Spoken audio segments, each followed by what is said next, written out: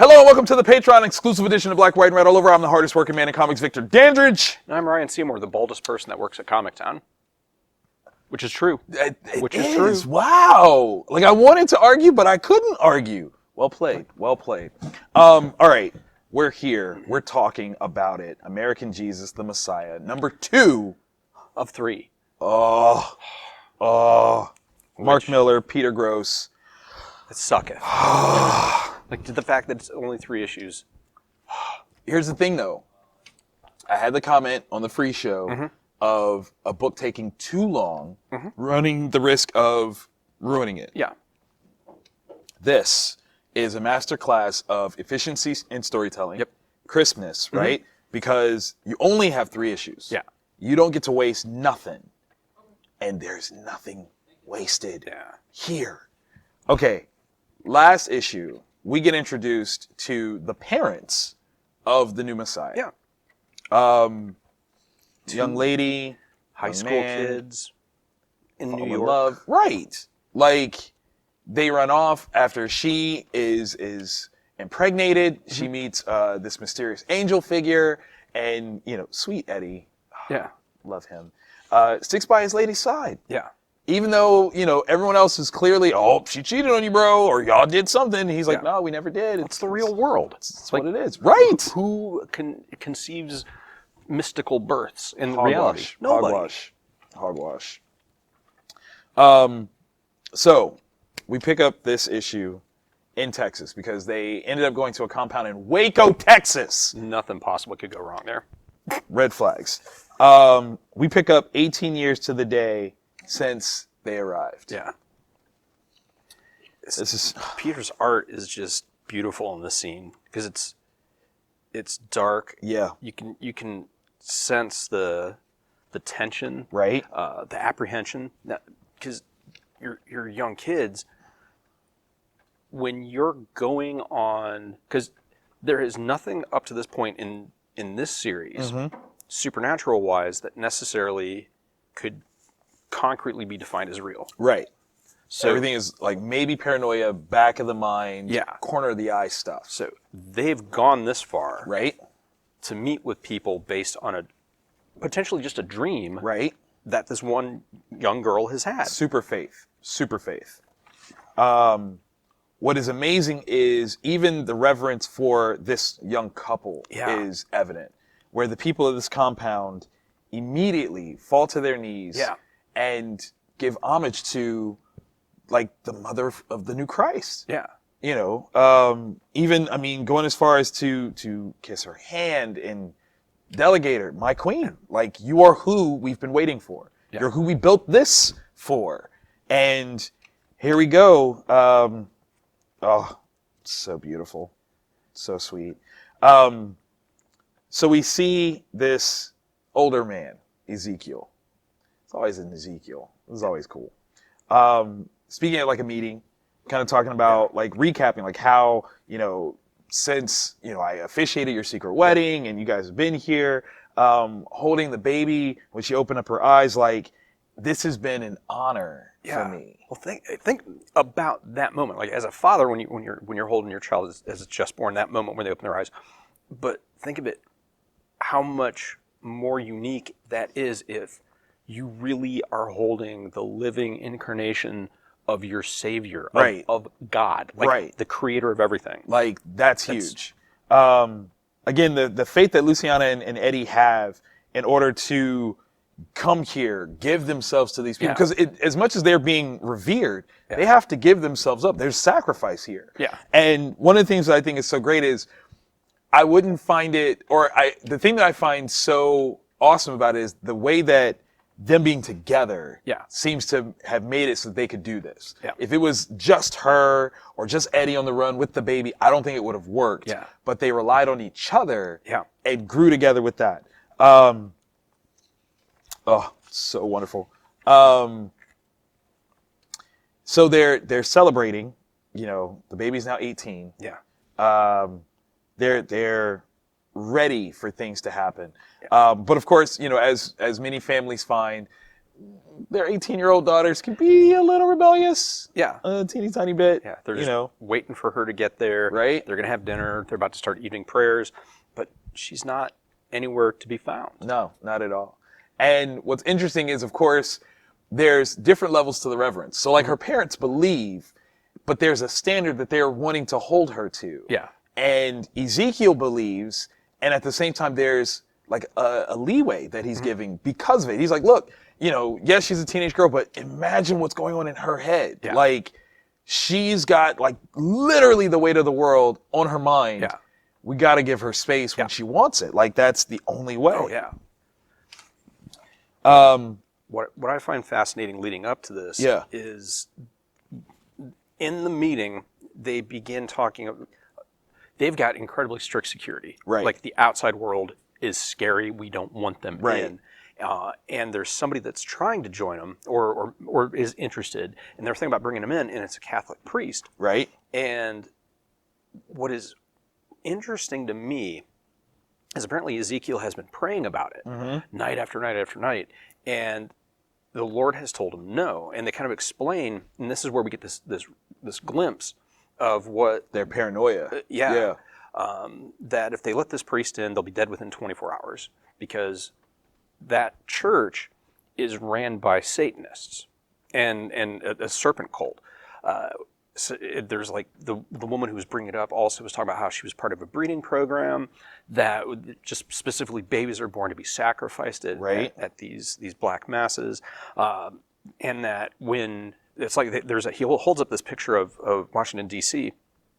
and how like when presidents are sworn in and take the oath of office, it's in the middle of this pentagram, upside down pentagram with the horns attacking up, and the thing is for this. That actually is reality. Like in terms of like that's just how the streets were laid out. Yeah, so, just laid out. Yeah, it just happened to be the most efficient. Like the fact that our main hub of defense is called the Pentagon. Yeah. No, I'll bet they got some crissy-crossy lines up in there too. And in this, we're still not at a point where we know anything supernatural is going on. Right. This could just be a bunch of crazy people. Like a legitimate cult by actual definition. And we don't know. Yeah. We don't know. Luciana decides that she's going to go get Catalina because she's like, look, she's being rude at this point. And that's a problem. God, imagine walking that line.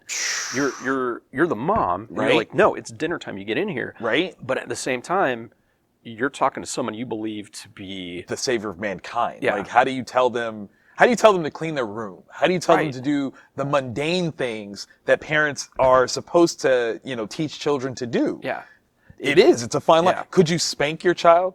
If you spank your child for like not only is that the case, would the other people there react to you like you're threatening the Lord? Right? Like, what do you do? And all the things that you're teaching them to socialize when you're going to become an adult, are they? Like, is their role, like when they're 18, everything's going to kick in, and then... Don't know. Yeah. Don't know.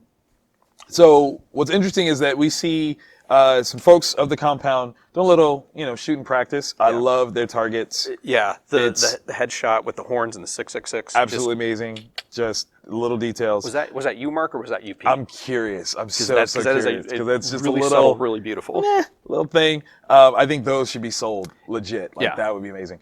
They would sell in America. They totally would. They totally would. Oh, they sell out in America. But yeah, so.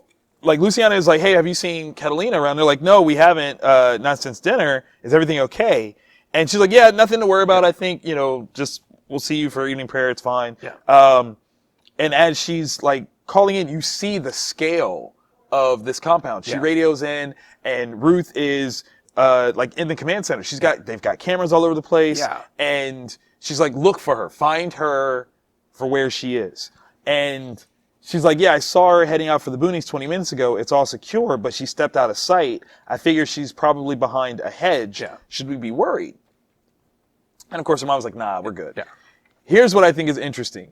When she said that, I was like, is that a manifestation of her power? Yeah. Like, she went to or found the most remote spot in this crazy secure location. Yeah. She could find a place that they could not find her. Yeah. Does she know that that's exactly what? Right. Like, what is that? This is funny. This is so me. Like, I mean, yeah.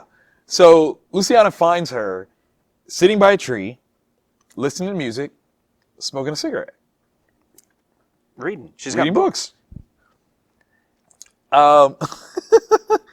What I love is that she's so in her place, like in her chill, in her zone, in her zen.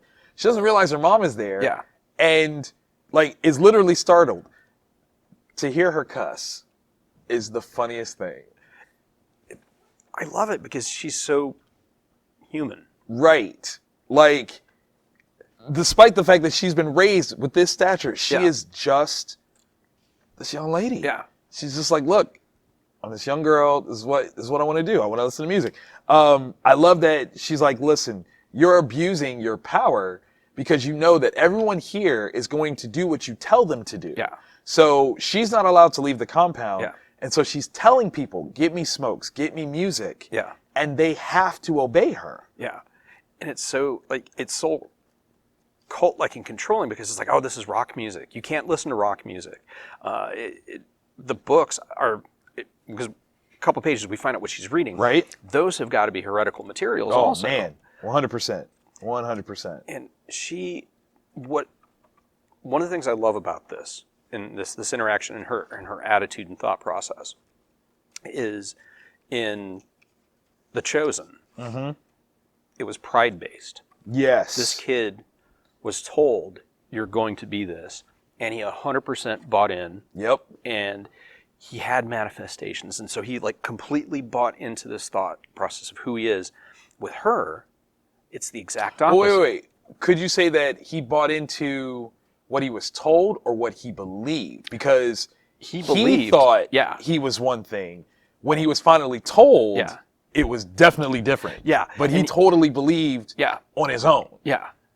This, yeah, you're right. This- Yeah, she's reacting like, I am being raised by people on a compound. Right? I'm not allowed to leave. Right? Nobody's allowed to come in. You're all telling me I'm something special. I don't see anything different Yeah. about me than anything else. Yeah.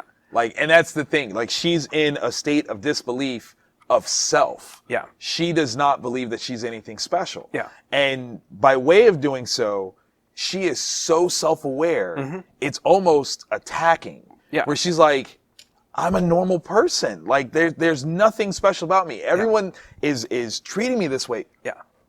But there's nothing here. Yeah. It's not there. Sorry. I love that she's ready to leave. Yeah. She's over this. She doesn't believe. She doesn't believe in this. Yeah. Like literally, it's not just that she doesn't believe she's the Messiah. She doesn't believe any Any of of it. this at all. The world isn't run by Satanists. There isn't any grand conspiracy to find me. I'm just an ordinary girl, and these people are weird, and they've messed with your minds since you were 14 years old. Right. All logistic statements. Yeah. Because her parents were kids. Right.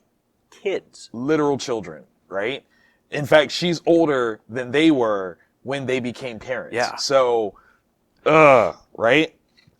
She's like, look, I've really looked into this and nothing they say even makes sense. Did you know the Jesus story is older than the Bible?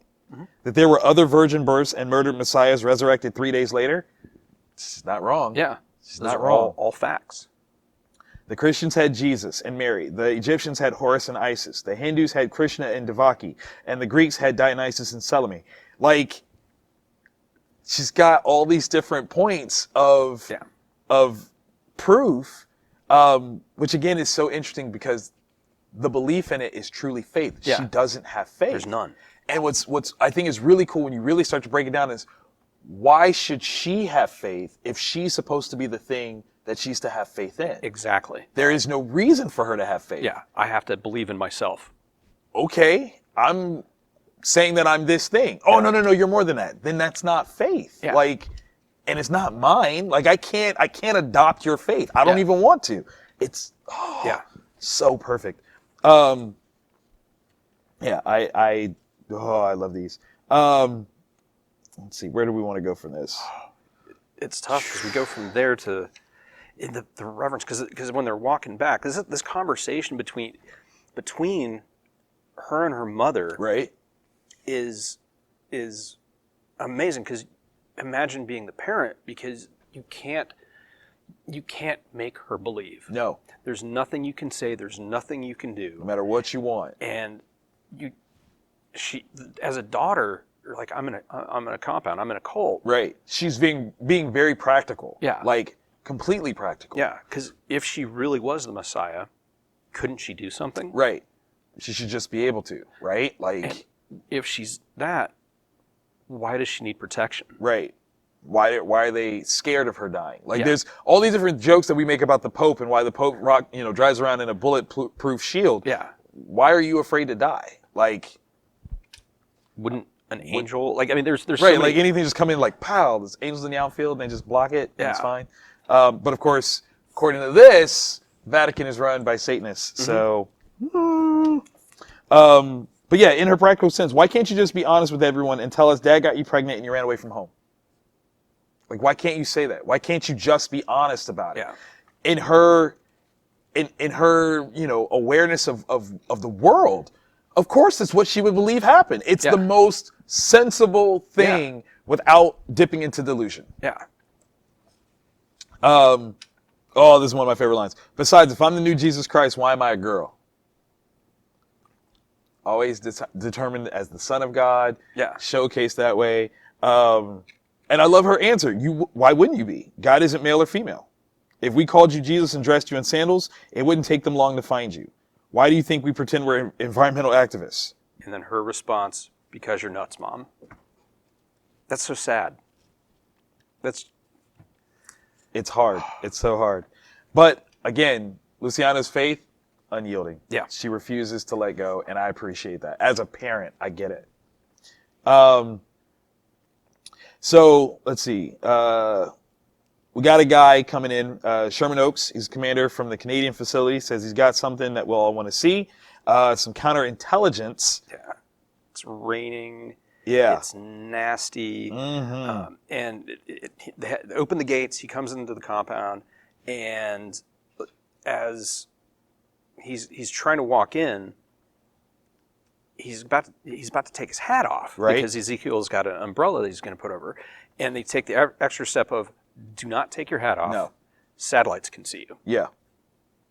Can they? Are you psycho? Is it practical? Right? Here's the cool thing. The new reason that this gentleman from Canada has come down is because he has a prototype for an RFID. These are the chips that are all the rage. You hear about them today. People putting them in their pets and their children to find them. They're supposed to be offering to do them so that you can use it instead of Amazon. Right. Yeah. Like all these different things. Some real Mark of the Beast stuff. Heavy, right? I mean, there's to the point where this is supposed to take over currency, right? Like instead of having money, you have one of these chips, and whatever your value is, you can just deduct it like that. Yeah. I will forever and always be a paper guy in that regard. Oh, yeah. Like, don't chip me, man. No. Don't chip me. This is the part where I got to find out if Mark is a time traveler. I swear, if anything like this happens in 2024, I'm either going to stay away from him or just live like right underneath him. I will like, search Facebook either way, or Instagram for anybody Yeah, we just got to going figure by it out. her name and be like, and I'm yours. So they're like, yeah, they're developing this in their Winnipeg base and then rolling it out for public in 2024. So I'm trying to remember where we are timeline-wise for this. This has got to be like late 90s? early 90s? Is it early? So I'm trying to think, it was what, the 80s? It was the 80s for when they got together. Yeah. It's like maybe early 80s, maybe late 70s. Yeah. But I still think like somewhere in the mid to late 90s is where we are. Yeah. So for them, that's still a ways away. It's potentially like 25 years from now. Yeah. For us, obviously, not so much. Yeah, it'd have to be mid to late because social media. That was, Yeah. So he says, this is the end point of Project Social Media. They're also playing into parental paranoia and planning to have moms microchipping their own kids, which has happened. Yeah. It's all part of the scare program they started in '76 with all their people in the mainstream media highlighting child abductions. All of these things actually happened. Yeah. Like, if this was a heretical plan, it's been working. Creeptastic. They've also got a picture of the guy in northern Jersey they think might be the Antichrist. 23 years old, studying law at Yale, goes by the name Jody Christensen. There is your connection, sir. Right there.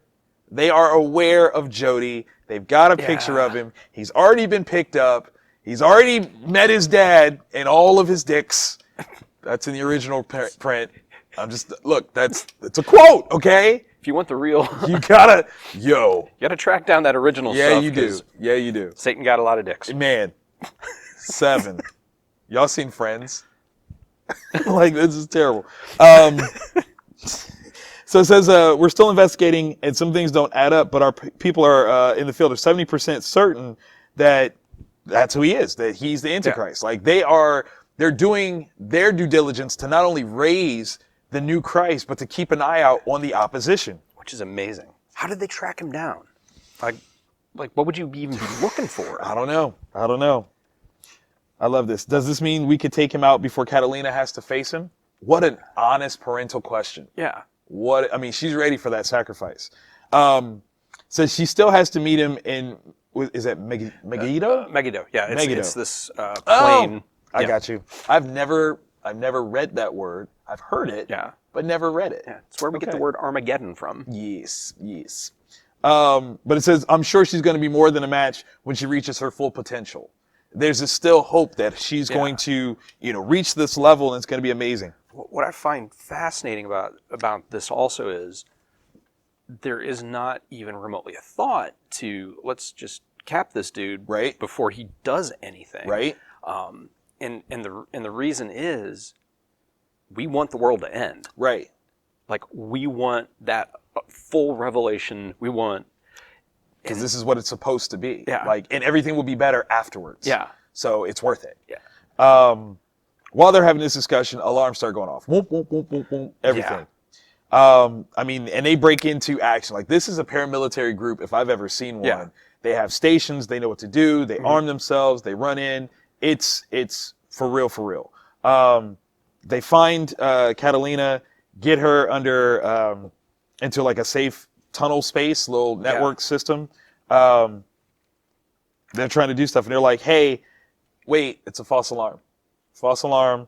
Electricity went down for a sec, and it set off all the alarms." Imagine the adrenaline, because the people that are attacking you in your mind are not just maybe the police. Right. Maybe, it's not something mundane. Right. It is supernaturally evil driven. And, cause imagine her. Right. Because she's like, crap, maybe this is all real. This is all real now. Oh my God. This is one of those things that, like, in storytelling, you get a point that, like, pushes a character over the edge. Yeah. And that's literally what this is. This is like a climax moment for her character where she's like, enough is enough. Yeah. Like, I can't deal with this anymore. You guys have raised me with this crazy. And in this moment, like, you nearly gave me a heart attack thinking that there was something wrong. Yeah. And it's as simple as the electric went out for like a hot second. Like, this is ridiculous. I don't want to do this anymore. I'm going back to my room to watch Walker, Texas Ranger, which is definitely a 90s reference. Yeah. Shout out to Chuck Norris. But she's so over this. This guy, random guy, is like, peace be with you, most holy Lamb of God. And she's like, get out of my way or I'll punch you in the face. She is not turning no cheeks other than with these hands. Recognize. Okay. Poor. This, I think, is one of the most romantically sad moments of the series so far. He fully... Oh, man, Eddie, you got to just give it up for this cat. Right? Because he's in the privacy of his room with his wife, asks her, do you think I'm important, Luciana? And she's like, why would you ask that? Of course you are. Like, he isn't the father. Nope. He hasn't really done anything but being an emotional support. And that doesn't seem to be working. Like, I'm trying to raise her to be this holy lamb, and she's rejecting it. Like, Yeah. maybe I'm the problem. Maybe it's me. And she's like, look, you're an amazing dad, a perfect husband. None of this would be possible without everything you've given up. He He's walked given up away from a everything. world that he didn't have to be a part of. Right. He easily could have been like, yeah, that's not my kid. Right. I'm going to go live a full life. Bye. But instead, he had faith in her, loved her enough that they went on this journey to Waco, Texas. And all the while, Catalina's watching this and out in the rain, clearly on her way out. Person at the gate is like, look, don't do this on my watch, please. Like, pick anybody else. not now, Just not. not me, please. And sweet Mona, Catalina's like, look, I'm sorry, but it had to be on somebody's, and it's what it is. She's like, look, if you go outside, you're in danger. And she's like, no, I'm not. Yeah. Like, that's just cult talk. Like, Yeah. that's just to keep me here. And I don't believe in this. I don't want any of this. So no. I'm leaving. Like, he even made up this story for you. Like, he's made all this stuff up. It's not real. Yeah. Okay? And she walks out. And what's great is this is like the greatest like bluff for anybody in security trying to hold her in. Yeah. You can't do it. She gave the order. Right. You can't physically stop her. Nope. You've been raised to obey her. Yeah. So, and the next morning that all comes to bear. Her parents are like, why didn't nobody sound the alarm? Yeah. She told us not to. We've been raised to do whatever she says. Yeah. Like, literal. Like, that's it. Then the phone rings. Okay. This is what I call a Sarah Connor moment. There's no other way for me to describe this. This is what this is. Catalina decides to call because she doesn't want her parents to freak out.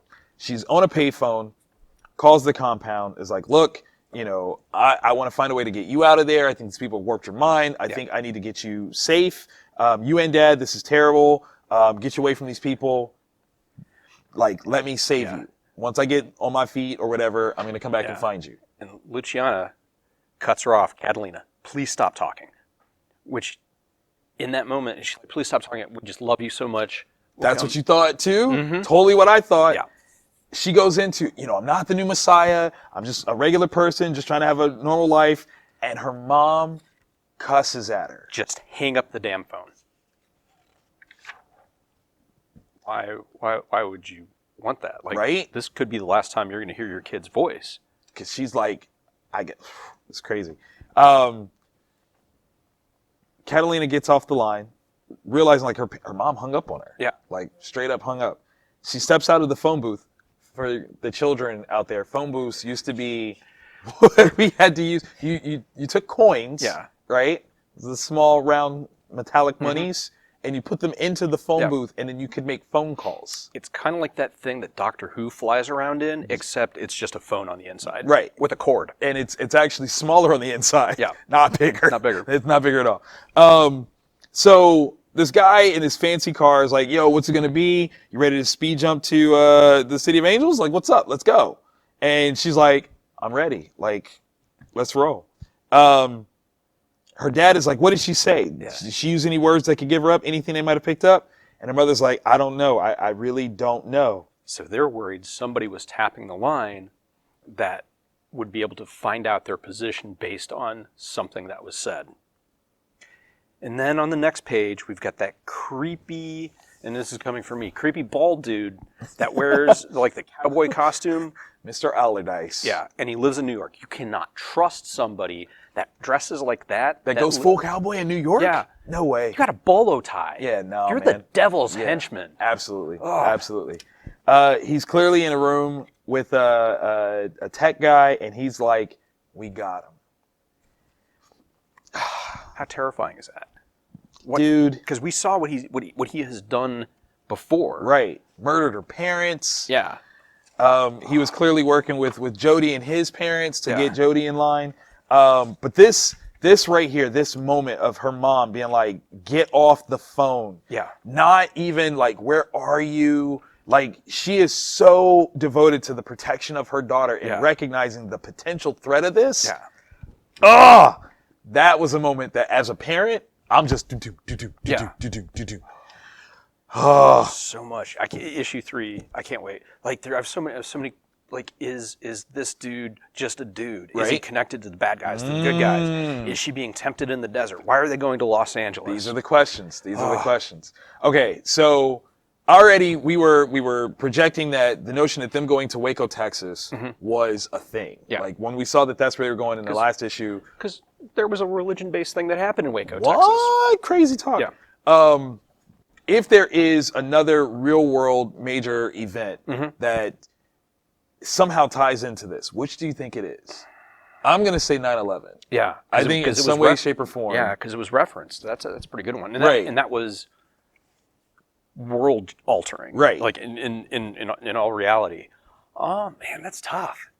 But at the same time, like, was Waco as big of an event? So maybe that's why we should look at things that were meaningful but still localized in a way.